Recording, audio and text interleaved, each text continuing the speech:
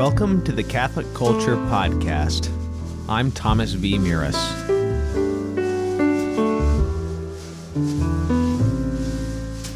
This podcast is an offering to the Holy Family and, less importantly, a production of CatholicCulture.org.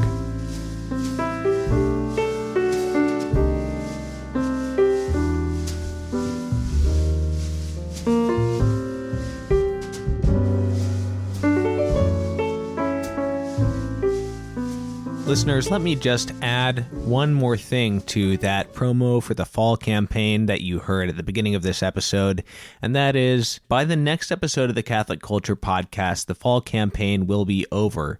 We only have until December 9th, as James mentioned, to make our full $65,000 challenge grant.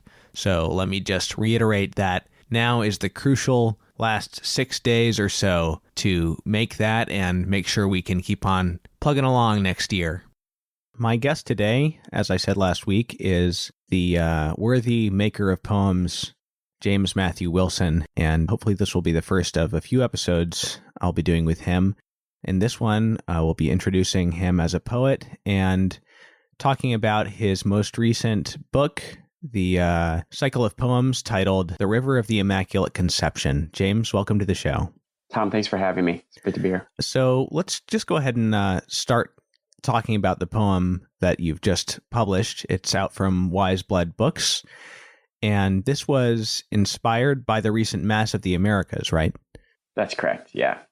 The Benedict XVI Institute, which is a institution that's part of or within the Archdiocese of San Francisco and takes as its first mission the renewal of the sacred arts and specifically the liturgical arts. They commissioned a couple of years ago a Mass of the Americas that would celebrate both the Feast of Our Lady of Guadalupe and the Feast of the Immaculate Conception, and one that would therefore model what a true enculturation of Latin American culture into the Mass and into the Church might look like. So they commissioned Frank LaRocca to compose the Mass, and he did something absolutely marvelous that everyone heard for the very first time on the Feast of the Immaculate Conception just a year ago. And I had been asked to fly out for the Mass and to pray it, and then to go home and write something in response to it, write a poem in response to it. And I had spoken with the head of the Benedict XVI Institute before coming out there to say, I have a feeling that this is going to be more than just a poem. I sense that what LaRocca was planning to do in the Mass, or what he had done in the Mass, was going to speak in really profound ways to several aspects of the Catholic faith and its history that I've been contemplating for a number of years. My sense as a child, being Catholic educated in Michigan, and having my understanding of what America was informed not primarily by its settlement by English colonists, but its much more far-flung settlement and most beautifully expressed by the presence of the French Jesuits in the Great Lakes where I was growing up. I had been wanting to write something about that for many years, and in fact had tried something, 15 or 16 years ago that was more or less a failure and just set it aside. And I just thought, this sounds like the Mass is going to give me an opportunity to think more fruitfully about America's Catholic history, some of it lost, some of it always present. And I wanted to bring it all together in celebration of what Frank had done in the Mass. I'll say one more thing briefly. When I was in my early 20s, John Paul II's Ecclesia in America was published. And the call that he made there for American Catholics to think about Catholicism in America as an organic whole, as a unified whole, genuinely in communion with each other in a way that we don't always think, struck me as really important. And as did the call in that same document for renewed saints' lives of American saints, and to sort of build up a consciousness of the history of Catholicism in America. So all of these things that had been sort of lingering around my mind for a very long time. When I heard the first note of Frank's Mass, I thought, this really is going to be the time when I can bring all these things together and make them make sense, both for me and I hope for the rest of the church. Yeah, it's a very powerful thing to be connected to in our history, and especially in a place where we often feel like outsiders. I remember being very moved as a child by the story of St. Isaac Jogues and dressing up as him, my elementary school for All Saints Day and things like that. I had the opportunity to sort of remember all that when I visited Quebec for the first time in 2017 and saw all these relics and the North American martyrs and other French missionaries, the tomb of Saint Marie of the Incarnation, who was canonized by Pope Francis a few years ago. And then this summer, I had the opportunity to visit the North American Martyrs Shrine in upstate New York. And it was a similar experience to reconnect with all of that. And, there was a site where they said it was the first recorded rosary that was said in the state of New York. It's a very powerful thing to be aware of. Yes, indeed. The saturation of our continent in the faith in ways that haven't always been recorded or remembered, but in ways that have nonetheless been important for the life of our church is really something. I had a similar goal as to take my kids on a extended trip through upstate New York, with the destination finally being the shrine of St. Kateri. My oldest daughter has a particular love for St. Kateri, so we had hoped to do that. We ended up having to take a slightly different trip instead of that one, but that's sort of been our ambitions for the years ahead. I'm glad to hear that you had done it. So, I know that a lot of people have heard about the Mass of the Americas because of the recent celebration at the National Shrine in DC, which was live streamed and had a good recording done of it. I haven't had the chance to listen to the whole thing yet, but it kind of made me wish I had been down there. I know you were there. I was. In fact, I came into the church, into the basilica, and the head of the Benedict XVI Institute grabbed me by the arm and made me sit in a particular pew that was not actually the most ideal seating if you wanted to see what was occurring at the altar, but was the place within the basilica that had the most perfect acoustics. And so I was very grateful for that. That's great.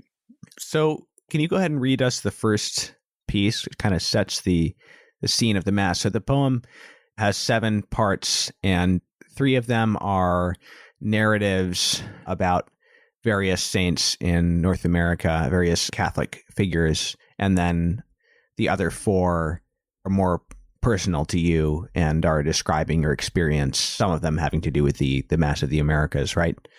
Yes, well, the whole poem, all 7 parts, are held together by the form of the liturgy, the form of the Mass.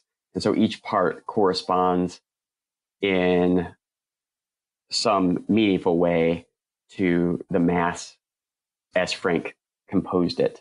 And so, but there's, as you said just a second ago, there's really 3 basic kinds of poems in the poem as a whole. There's 3 lives of the saints, of North American saints. There are 2 longer blank verse meditative poems about the history of America. And then there are 2 poems that bookend, that bracket the poem as a whole, that are most explicitly about the nature of the liturgy. And so the first one is really a response to the introit that was performed in the original performance of the Mass of the Americas as part of a Novus Ordo Mass in English. The music had to be reset and reordered considerably for the Mass that just occurred in Washington, D.C., for a number of reasons, the most obvious one being simply that the extraordinary form and the ordinary form are not the same. So part 1, Let Us Tune Our Instruments, was a response to the introit as the music was first being played within St. Mary's Cathedral in San Francisco. And St. Mary's is not a church. It's certainly known for its architecture, but not necessarily for the pleasingness of its architecture. I noticed while there that on the one hand, the bronze relief sculptures on sacred subjects that were in that cathedral actually did a wonderful job of making this cathedral that's sort of infamous in many people's minds to have some kind of genuine beauty to it. And then further, something that people often complain about in that cathedral, and quite understandably, but still is kind of fascinating, is that though it's a very heavy concrete building, the corners are all clear glass. And they do have a brilliant effect, literally and figuratively. So, part one, let us tune our instruments. Sunlight flows through St. Mary's windowed corners with such a grace, it seems that all commune in brilliance, and every surface serves only to magnify with its reflection the holy self-expression of the one. And in this light-filled place, the cellists tune, as if sweet union's what the world deserves, and beauties never beat down by its scorners. A vain thought never warped our first affection, or concrete weighed the hillsides ton by ton. Such possibility the introit preserves, with its notes raised for brides as well as mourners, remembering and transcending that dark noon, where Judas hanged himself for his defection, and all the rest stared on a dying sun. Would you say this and maybe the last one are the most formally complex of the poems? It seems like most of them are fairly simple in form, right? There's some truth to that. In fact, a lot of this first movement or first part, it has a fairly ornate rhyme scheme that's loosely modeled on a sestina or a canzone in Italian, where the rhymes are not occurring within each stanza, but are rather stretched from stanza to stanza. So commune, tune, and noon. And then the last two lines, reflection, affection, defection, one ton, sun. I wanted something as Baroque as possible at the beginning, precise for a number of reasons, including that the second part of the poem, the hymn to Juan Diego, that actually retells the narrative of the revelation of Our Lady of Guadalupe to Juan Diego, that was going to be written in a simple ballad form. And actually all three of the saints' lives are in modifications of some kind of ballad form. I could explain what that means exactly in a moment. But I wanted them to be in a relatively simple form out of respect for the simplicity of the origins of American Catholicism, but also because simple poetic form is more suitable for narrative poems in any case. I have a question about the ending of this first part. You say, remembering and transcending that dark noon where Judas hanged himself for his defection and all the rest stared on a dying sun. So speaking of Good Friday, you could have made any number of references to, you could have referenced, the veil tearing in two, you could have referenced, the people coming out of their tombs. Why did you pick Judas hanging himself as a specific detail to summon up there? I wanted to give a contrast between what occurs in the Mass and what the rest of our lives looks like, the rest of our lives flowing in with the sunlight through those windowed corners of the cathedral. Because I think the argument of the poem is that the Mass is such a moment of sacred super elevation that we're seeing a foretaste of our salvation and our final and everlasting union with God in the kingdom of heaven, that you could almost forget that there was anything other than this, as if you've risen up with the single note of the cello as it's tuned, and that we were never destined for anything other than a condition of perfection, of beauty, and salvation, and glory even. And to contrast that with, in fact, what stands just beyond. And then, of course, it needed to end with recognizing that the Mass itself is such a reminder. It is at once a heavenly feast and the necessary medicine for the defection and the betrayal of human beings in sin and of God's chosen people, in particular represented by Judas. So it's basically kind of a continuation of the second stanza where you're saying, as if they tune, as if sweet union's what the world deserves, as if a vain thought never warped our first affection, or concrete weighed the hillsides ton by ton, which is a nice, now that I understand that building you were talking about, it's a nice kind of way of using the building itself to kind of make that same point. Yeah, I mean, San Francisco architecture in general, as I was coming into the city for the Mass, I hadn't been in the city in a number of years, quite a number. I generally remembered it as a beautiful place. And the hillsides in the San Francisco Bay is very naturally beautiful, but it's also very cluttered and weighed down by its own kind of musty and ramshackle qualities. It's definitely a city in many ways that will remind you that human beings are fallen. And yet within the heart of it is the possibility of this super elevation of grace symbolized by the light and by the note of the cello. So let's go back a little bit and ask a very general question about your background. When did you discover that you were a poet? I don't think you get to discover that. I think you just have to try writing some poems. And if they're any good, I guess you get to count yourself as a poet. I early on set out to be a writer. I had thought that I was going to be writing novels and short stories, and in fact wrote several novels and short stories and had an agent who was shopping them around at the time when I realized that this was just not what I wanted to do. I had, during those same years, slowly realized that when I was reading for pleasure, I was sitting down with the great poets and no longer, or at least ever more rarely, with the great novelists. And my sense of excitement at the mystery and wonder of literature was most awakened when I encountered a line of verse. First, because of its technique, the craft that's necessary to make a good, sturdy line of poetry, a good line of verse. But also because when I was reading a poem, I had just that sense that I think in a good culture, we always want to have a sense of. And that's the sense that this new work here before you, that you may be reading for the first time, is, however quietly, audibly in conversation with everything that's come before it. Because poetry is our oldest art form, when you enter into that quietly audible, ghostly conversation within any one present poem, even if it was just written, published this week, it's a conversation that goes back to the very origin of our civilization in Homer and Hesiod.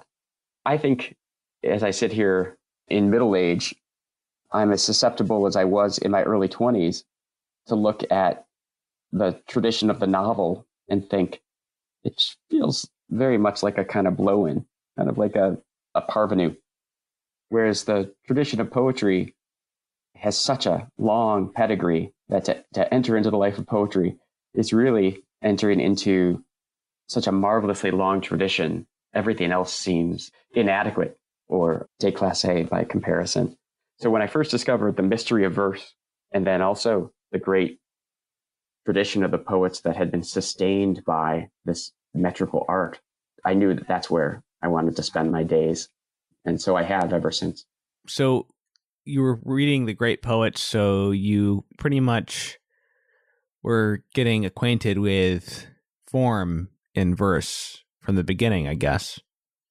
That's correct. Yeah, what first attracted me to poetry was specifically it's being written in verse. That is to say, it's that it was a metrical and a rhyme, and often a rhymed art. Coming to the form from fiction writing, I knew that novels could tell stories. I knew novels could do great and profound things. What they didn't do by nature was exist as formed by meter. That was poetry's special provenance. And that seemed so important and so distinctive that I wanted that for myself. I wanted to be someone who wrote in meter. I've never had very much interest in poets who wrote in what's called free verse, which is really just kind of lineated prose with occasional rhythmic elements fed into it. That just never really attracted me because it seemed as if it was really just writing, a diary entry or a very, very short story, and wasn't really a fully formed and well-crafted work. So I just didn't see what the value of the majority of the poetry that was being written in our country at the time I started writing. And I've since published a book called The Fortunes of Poetry in an Age of Unmaking. Many things, but among them is it unfolds the reasoning behind my disgruntlement. One of the interesting things about form seems to be that form by its nature, I mean, if it's somewhat complex form, this may not be as much the case with simply like blank verse, iambic pentameter, couplets, whatever, but the form, when it reaches any kind of complexity, kind of has variation and surprise built into it, at least variation, if not surprise in the strict sense. And yet it has kind of a drama, like a musical drama built into it. So it really helps to be able to discipline yourself to that. But at the same time, a poet will not just sort of follow the form slavishly and sort of literally, and can find his own way. It can find surprises within kind of the surprises that are built into the form automatically, if that makes sense. That's kind of a fun thing about form. I think that's illustrated most magnificently by just a single line of iambic pentameter, where if you're just describing the metrical structure, it sounds very unsurprising. But when you realize that that meter is only charting the relative shift of emphasis or stress or accent between one syllable and the one that follows it, from the unstressed to the stressed, and that actually any English sentence, any English phrase is going to have all kinds of very various levels of stress. You realize that what English verse is doing is it gives you a fairly simple structure that can be followed continuously and without exception. And yet, within its constraints, there's a virtually infinite number of patterns of relative stress that would occur. Wind to the sessions of sweet silent thought is a line of pentameter, and so is the toilet's plugged again, please call the plumber. These are both, in the same meter, but they're very different phrases, both in terms of elevation of speech and content, but also in terms of rhythm. And so within the finitude of the metrical form is this really what's always been called this boundless store of possibilities. And of course, as much as can be surprise built into form, and as a result of craft, the true surprise to the poet himself is what comes by way of inspiration and illumination from above. So actually, I know we said we were going to read things in the order they appear, but would you mind reading the last poem? Because I think it actually speaks to this issue. It does, yeah. The first and last poem, as I said, are both in part meditations on the very nature of the Mass, the nature of the liturgy, the nature of the arts, and the way in which what we do for ourselves or in ourselves by nature, by reason, by our own tech or skill is always bound, or is always destined, I should say, first of all, to be inspired and lifted beyond itself by God, by grace. And then also it has to be, precisely because its humble means are always leading us toward perception of realities that transcend the parts, that transcend our everyday experiences, and that are finally what's being revealed is what we need to know in order to be ourselves saved or to enter into the mystery of God. So at the end of the Mass of the Americas, one of the last sung prayers in La Rocca's setting is a petition to the Blessed Virgin to hasten to aid thy fallen people. And so I took that line from La Rocca's composition and set it as the title for the concluding rite, as it were, of my poem. There would be lines here that you'll hear echoing earlier parts of the book, but there's a brief reference to Our Lady of Guadalupe, to a scene from the life of Father Marquette, and elsewhere. And in fact, the stanza structure, the third saint life in the poem is of St. Elizabeth Seton, and the stanza structure of this form is actually, it's a stanza that comes to us from the Episcopal priest, Bishop of New York, in whose church Elizabeth Seton worshipped prior to her entrance, her reception into the Catholic Church.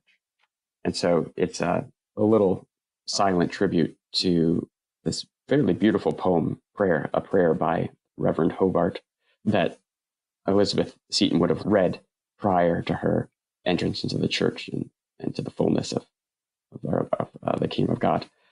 So hasten to aid thy fallen people.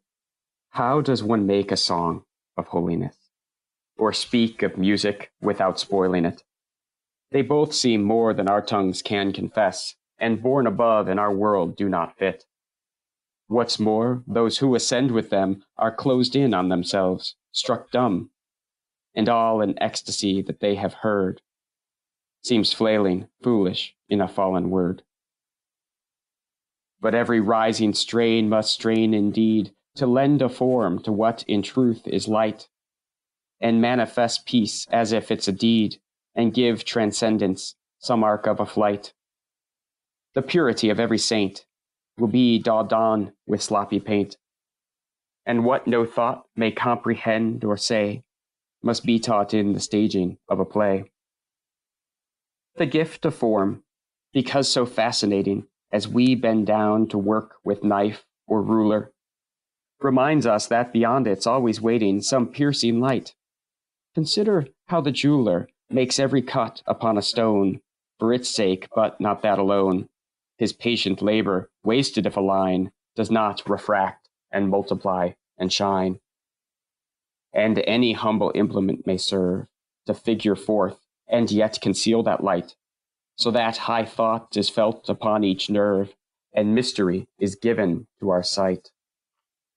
Just this way, things are lifted up, a chalice wrought from wooden cup, a little dust and water mixed to clay, are molded into birds that fly away.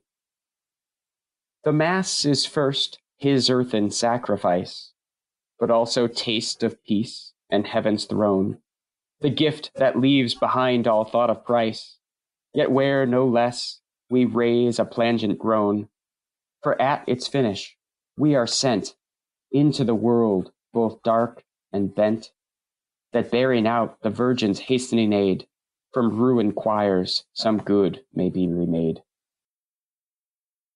I love that part about the jeweler because it so precisely captures how the intricacies and the discipline and the intentionality of the craft has also to be almost consciously geared towards making space for inspiration for the part that we're not in control of, the part that actually gives life to the whole proceeding and makes it more, as you said, than the sum of its parts. And it reminds me of a line from Maritain. I don't know if this is the exact quote, but he says that like a poem is a trap to catch a transcendental. Do you know what I'm talking about? I don't remember that exact phrase, but that sounds about right. That's certainly how he talks about the fine arts, and rightly so. Yeah, it's really because it gets to the how precise his work is, and yet the whole point is to leave it open. And it also gets to how God's action in the creation of a work of art is itself so delicate and subtle, and it's not like we have to keep everything. It's not like there's anything, in a sense, in theory, there's nothing so intricate and sophisticated in craft that it can't be imbued with real inspiration. The way Maritain thinks of it is that a lot of modern thinking about the fine arts would say that the arts are somehow autonomous, that they just stand apart. They have no responsibility to anything outside of themselves. They're thoroughly secularized. They're, in Wilde's words, they're for art's sake. And what Maritain says is this gets one thing kind of right.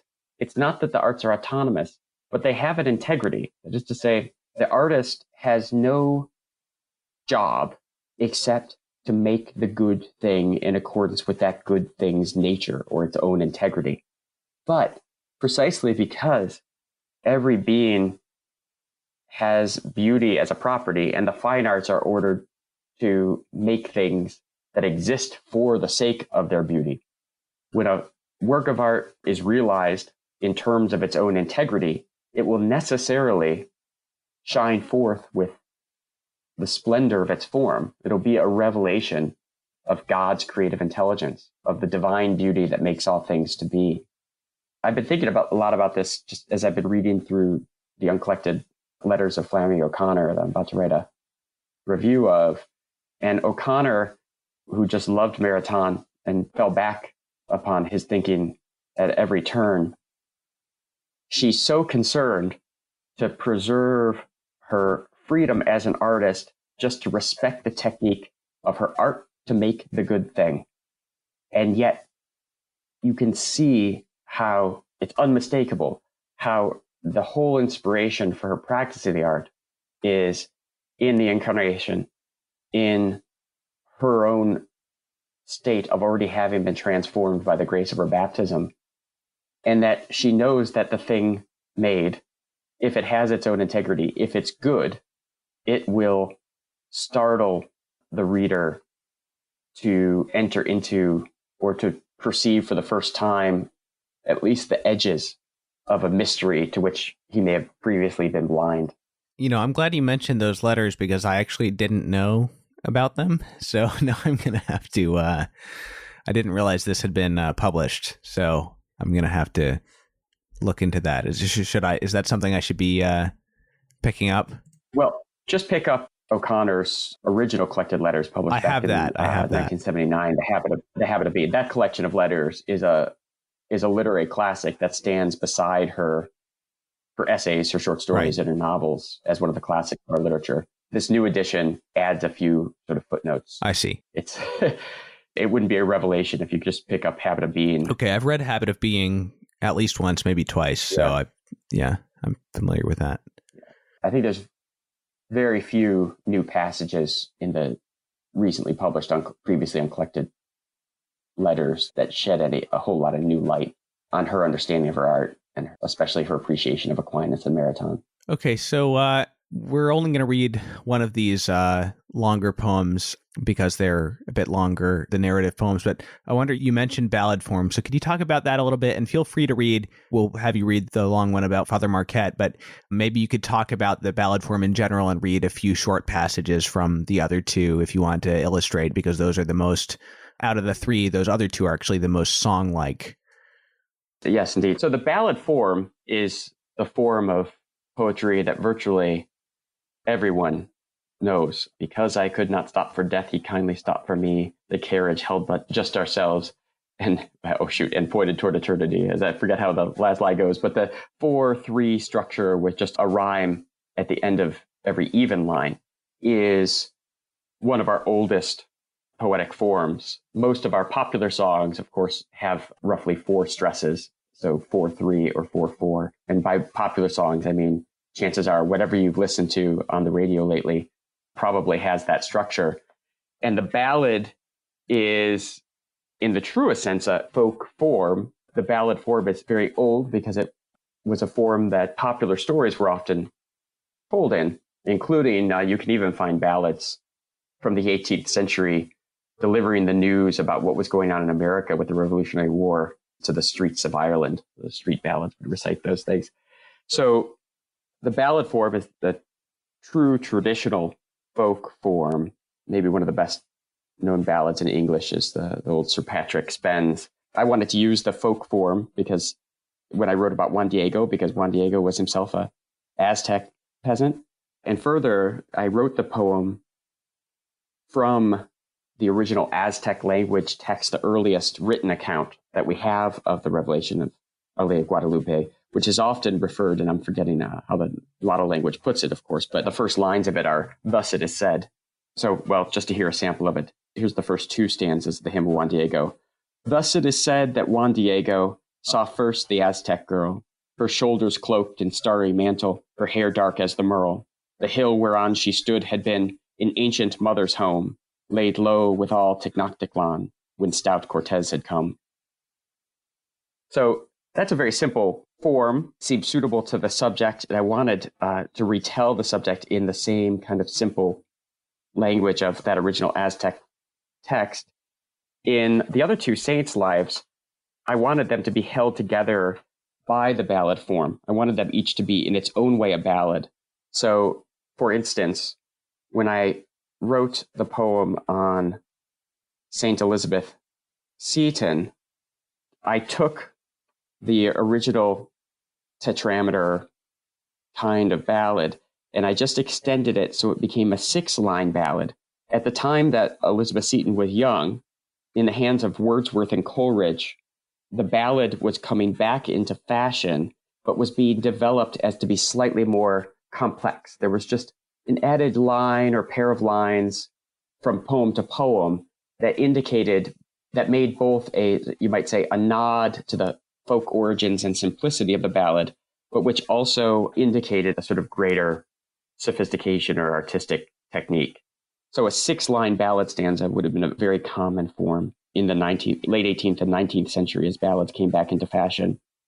So the Song of Elizabeth Seton is written in a ballad form. I'll just mention this briefly. It's also told the voice, the style of writing in the ballad, I modeled on Jane Austen's novels, because to read Elizabeth Seton's letters, she seems like a devout, spiritualized Jane Austen from her early youth in New York to the time of her conversion in Italy. So here's how the Song of Elizabeth Seton starts. Elizabeth was just a girl and watched as her young mother died. Her father, in his Yankee way, went out and fetched another bride. And so it was that all her life, loss and renewal were close allied. Years on, her William's father passed and left 5 children fatherless.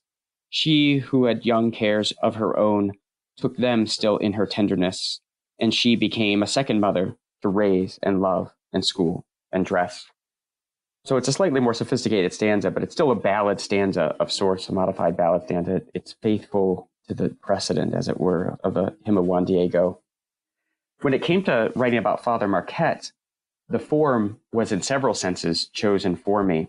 The classic line of French poetry is what's called the Alexandrine, from a medieval romance about Alexander the Great. And it's simply a 12-syllable or 6-footed line, and each line rhymes with the one that follows, so you have a couplet. If you write the line out long, it looks like a long single line, and it is that, it can be that, and it's certainly in the French it is, but in English, we tend to hear hexameter lines with 6 feet. We tend to kind of hear a pause so that it becomes natural to break it in 2. And once you break it in 2, then you have what's called half meter, which is yet another traditional variation on the ballad quatrain. So I knew I was going to write about Father Marquette in the Alexandrine because it was the classic French mode, but I was doubly affirmed in that when I read in Kevin Starr's History of Catholicism in North America, that when a French ship was coming into, I think it was into Quebec City in the early 17th century, the mayor of the town came out in a small boat and greeted this arriving ship with a poem of welcome and prayer that was itself written in the Alexandrine form. So among the first poems ever written on our continent was, in fact, an Alexandrine poem. And it's an excellent form, just like the ballad, for telling stories in.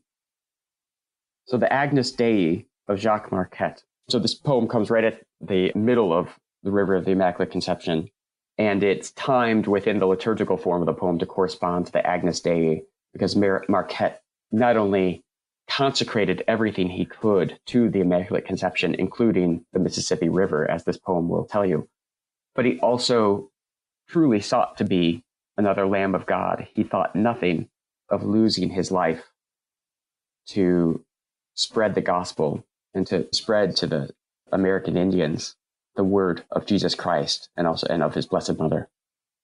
So here we are, the Agnus Dei of Jacques Marquette. Before the thousands, Père Marquette stood up to preach that through the Blessed Virgin none escape his reach, that though he suffer all, he'd bear the sacred story down the great river he'd entitled to her glory. And now before him knelt the warriors and their chiefs, to whom a year ago he'd promised her reliefs from sin and solitude, from shadowed ignorance, and in that wounded wilderness her peace advance. Behind him, 4 great images of her were raised on Chinese taffeta that left the fires amazed. They heard of Jesus Christ, who on that day had died, for them upon the cross, his mother there beside, and John, who loved and honored her with filial love. The mysteries of the faith seemed hovering just above. But even as he spoke, and offered all as gift, Marquette felt deep within his side the aching rift that would, a few days hence, force him to leave again this mission he had credited the Virgin's gain. And leaving thus, he knew already, he would meet her robed and crowned with stars, and treading with bare feet. Those feet, he told them now, would trample Satan's head, restoring life and light to this world dark and dead. For years he'd served the mission of the northern lake, learned the Algonquin tongues, and said mass for the sake of those who had been baptized by priests come before him. But it was not for this so many waters bore him to that new world where Jogues and Jean Brebeuf had died, and not for this that in his private prayers he cried, begging Our Lady send him where all were deprived of knowledge of her Son. Then Joliet arrived. This day of the Immaculate Conception, he comes, bearing news we are to solve the mystery of the great water our Illini say runs west, beyond those lands claimed by a French or Spanish crest. Marquette wrote, but by then the lakeshore sank in ice. They waited, stomachs hungry, fur coats plagued with lice. He waited, making the nation long retreat, his prayer cold breath, and penance his cold ache of feet. They waited till the sun returned with biting flies. Then 7 men with corn and smoked meats for supplies launched birch canoes at last, that they might go explore what other miracles Our Lady had in store. How beautiful, descending the Muscousin stream, to slip along soft waters marshy with the cream of wild rice. As they passed, the birds rose in a cloud and flapped one great arc through the sky until it bowed back to the water and hid once again in reeds, whose stalks brushed the canoe and filled its floor with seeds. Marquette knew it a place through which a man may pass as unremembered guess as breath upon cold glass, and spoke into that emptiness a further vow, to dedicate to Mary all that she'd allow. As deer roused from their drink upon the iron shore, then fled beneath the towering oaks, he heard the roar, dim at first, loudening as the idle current sped, and spat them forth upon the Mississippi's bed. I felt Marquette would write, a joy I can't express, to name for her that river, which flows like a tress, down the vast back of that great land we bring to Christ, and trust the protection of our King.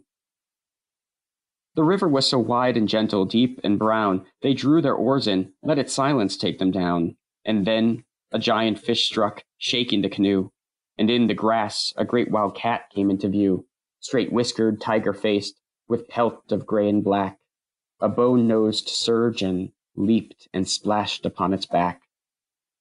But more than these and stranger, prairies to the west seemed shadowed with dark masses, horned in shaggy vest, broad-headed and thick-maned, hump-shouldered buffalo, whose skin and meat they had already come to know, but whose horns they had yet to see impale a man, then hoof him in the dust within a moment's span. For days I saw such creatures, but no human being. We kept our fire small, for fear of what they'd bring, and bedded through the dark hours in our anchored boats, where I stared up at stars, and murmured o'er my notes, knowing that all we carried with us could be lost, and that I'd pay with pleasure a still greater cost, so long as I may bring to such a wild part the mysteries Our Lady pondered in her heart. But then Marquette would write, one afternoon they found faint tracks imprinted in the shoreline's muddy ground. Marquette and Joliet alone pursued the trail, and silent came and seen within a village pale. Then loud they raised their voices, and the priest stood tall, in long black robe, as braves came answering their call. The Indians wore French cloth and bore a calumet, dangled with greeny feathers as they came and met the strangers. They were called the Illinois, one said. An old man spoke, how beautiful the sun that's led you Frenchmen to us, and we welcome you in peace. Then women crowded, children stared up without cease. As all these gathered, the young priest stood forth to speak, O people, you like us the Father made, and weak like us, you are the children of his sacred pity. He wishes you to join him in his holy city. And so he sent me down this river as his priest, that all who live upon it may share in his feast. Let crosses be upraised and idols downward hurled, that all shall see his peace restored into the world. Their chief replied, the sun grows bright, the river smooth, the corn more sweet, tobacco in its power to soothe, because you come among us. But, I beg of you, proceed no farther, or a beast downstream will chew your boats to splinters, and the Arkansas are fierce. Return all greeting with a wail, and gladly pierce the stranger with their arrows and their Spanish guns. There is no further good where this great river runs. But when he paused, the priest replied that he'd no fear to lose that life God gave him, not to be held dear, then promised to those people he would come again, to live with them if that was what the Lord should deign. And though the harsh Missouri caught them in its flood, great demons stalked the cliffs, and Indians cried for blood, though even Marquette would feel an axe blade graze his head, and fear and mosquitoes left him too weak to tread, within a year, though pale and worn, he did return, and there he preaches till his guts begin to burn, and names one last place after the Immaculate, for even now he knows the hour has grown late. He takes his leave again to trace the northern shore, where in the Easter twilight he can row no more. His two companions urge him on with words and tears, but he has prayed for this and silences their fears. My brother Xavier died in wretchedness afar, and brothers Isaac, Jean, and Gabriel died in war. They lay him by the water, built a hut of bark, and see his eyes are brightening as the sky grows dark. Mother of God, remember me, they hear him call. And then Marquette laid back his head, and that was all. It's a beautiful piece. Thank you for reading that. Thanks, Tom. You know, there's sort of three elements here. There's the craft and the form. There's the beauty and the inspiration. And then there's a lot of research, obviously, historical research that goes into this. So how do you go about not so much talking about telling the story, but fitting these historical details into verse in a way that's not contrived? Well, in one sense, I have no idea. I mean, it just, the writing of this poem really felt like pure gift, and in several ways. I mean, when I was writing it, I really did not feel the poem belonged to me. It belonged to the church. It was something that I had been asked to do for the sake of making something good. And though, as I said earlier, there were so many elements here that I had long wanted to put into a poem, when this opportunity emerged, it felt like a gift given to me. And the work itself was something that was not for me, but for others. So there was I think there always has to be a kind of self-extinction or selflessness in the making of any work of art, because it's the art that matters, the work that matters, not the artist. But that felt doubly or triply the case with this poem. And one of the ways in which it did was precisely, there was a whole history which this poem was responsible, that was not subject to my whims or my own imagination, but was part of a reality that we all already share and towards which I had certain duties. So in the case of this poem, I read Parkman's History of the Jesuits. I mentioned Kevin Starr's great book, Continental Ambitions, was an important resource for me. Daniel Sargent's Our Land and Our Lady, one of the great early attempts to envision America as a Catholic country from early in the 20th century. And then I also read the Jesuit Relations, the original newsletters or reports that were coming back to France from the New World, and that are chief documentary sources for the early years of the Jesuit missions in the Americas. And I read through them all. And what was such a pleasure is this poem assembled itself piecemeal. I'd come across some detail, the Marquette's description of the buffalo, and I'd say, I know that needs to go into the poem. And so I'd write those few lines, and they'd just be, in the middle of a blank sheet of scrap paper, the kind of drafting paper I use when writing. And those patchworks were then just gradually put together and to make the final poem, so much so that, I think the first lines of the poem may have been among the last I wrote. It felt like there was such a pleasure in this way of writing, because the reason I didn't have to write in order is because I was writing the lines that needed to be written in response to a given aspect of this historical reality that needed to be in the poem, and just could trust that the poem as a whole would eventually be realized as a whole. Does the fact that you're just dealing with couplets make that easier to do, to write it piecemeal like that? Not necessarily. So in one way it does, because the smoothing out of the suturing is not too terribly difficult. But, writing in stanzas worked very well for that as well. When I was a younger poet, as I mentioned earlier, I've always written in meter and rhyme. When I was younger, I was most interested in keeping my meter and my rhyme exact, having them be correct, but not treating the poetic line itself as a unit of sound, so that my sentence rhythms would really overflow the metrical line. So though the metrical line was there, the rhythm was more complex, but also inevitably the meter was rendered more subtle because the overall rhythm was just more complex because of the use of enjambment and not letting the line be a audible unit of either sound or meaning. As the years have passed, I see much, much less need for that. And so when I compose a poem in stanzas, no matter how ornate the stanza, usually I try to let the stanza be the chief unit of meaning. So that going from stanza to stanza, we're going from subject to subject, or part to part, or paragraph to paragraph, as it were.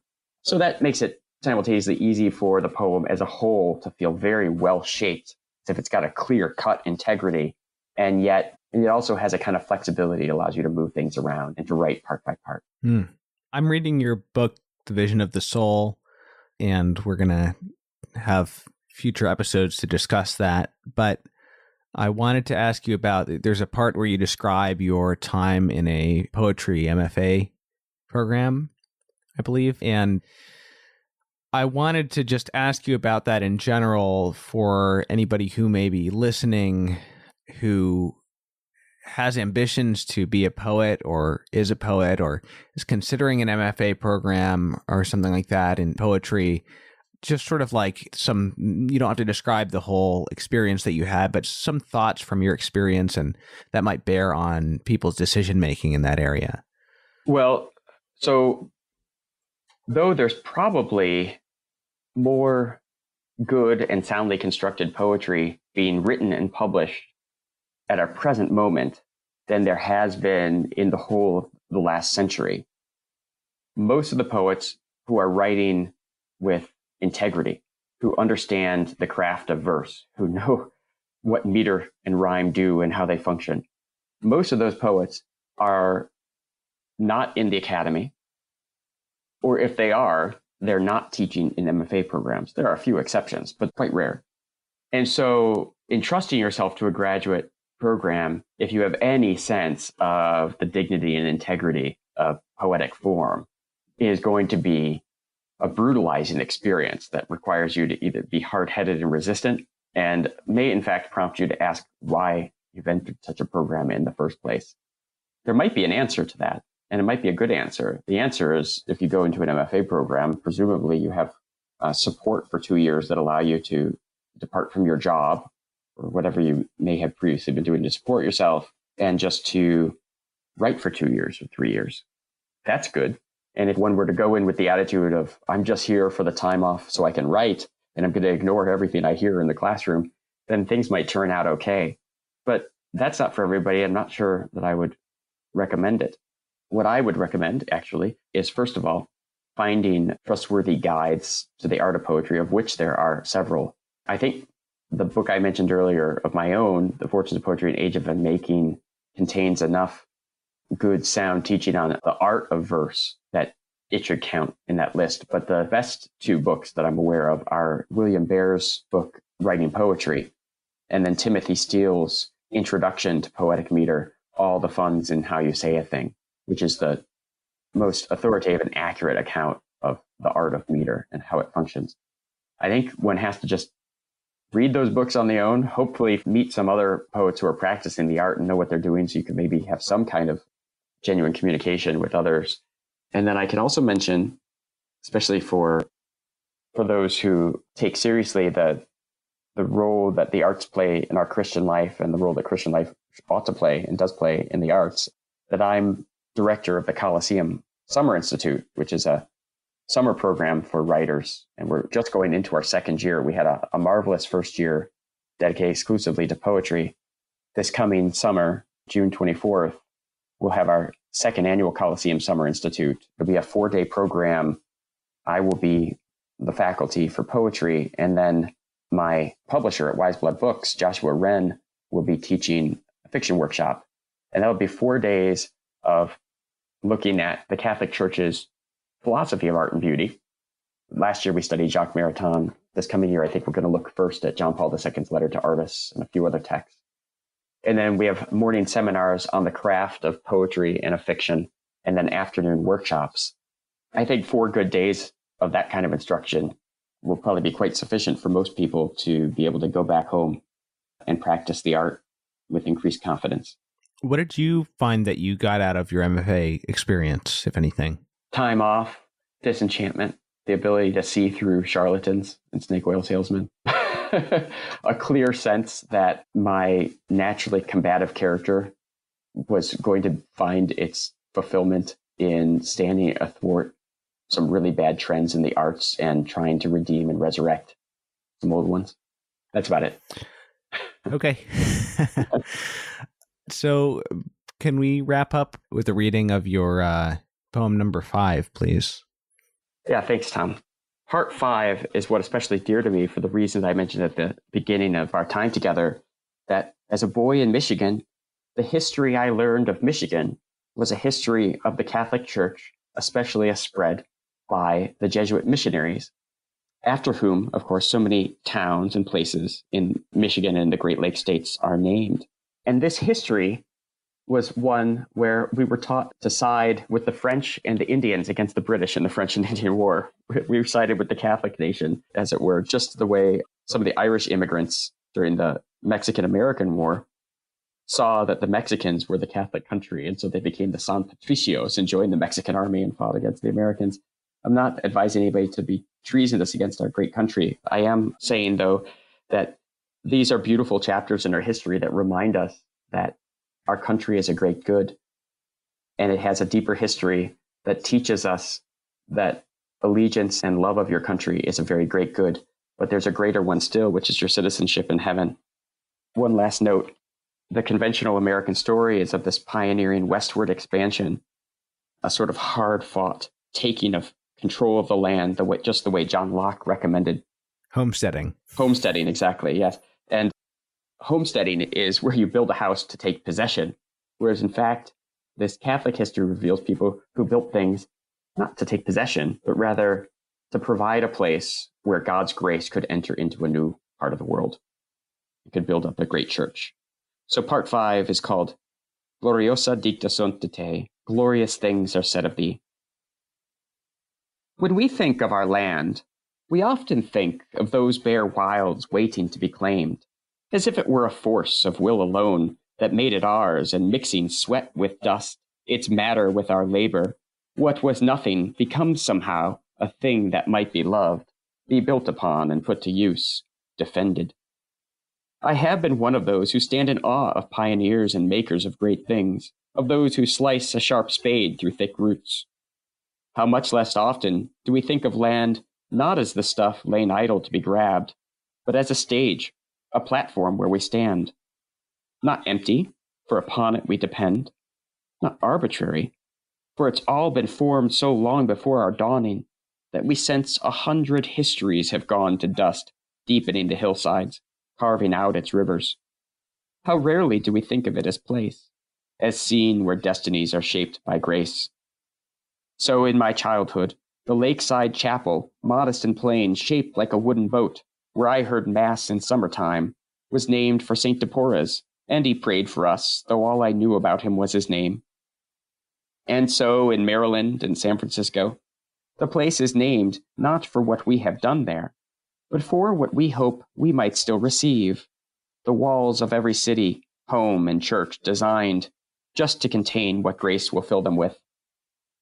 So, sitting in my classroom as a boy, the school named for St. Thomas of Aquino, I heard my teacher speak of Michigan, of Joliet, Dublin, and Père Marquette, and telling us their stories, she unfolded another history than the one we're used to, one in which, by the Holy Spirit's grace, men slipped along the wilderness's veins, bearing such names as, hitherto unspoken, might be, to consecrate a land of saints. For naming is a kind of grace, not deed. It clarifies what was not understood, such that what outwardly remains the same becomes itself more fully and more truly, transformed within by the articulate light. To lay above a saint's bones on the shore, to pray the words that saints have prayed before, to name and know what comes forth from the darkness. These are the occupations of a place, its purpose and its glory and its grace. I think that one might be my favorite, I think. It's mine, for sure.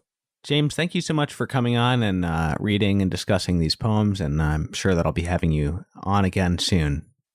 Thanks, Tom. This was a pleasure, and I look forward to coming back and talking to you some more.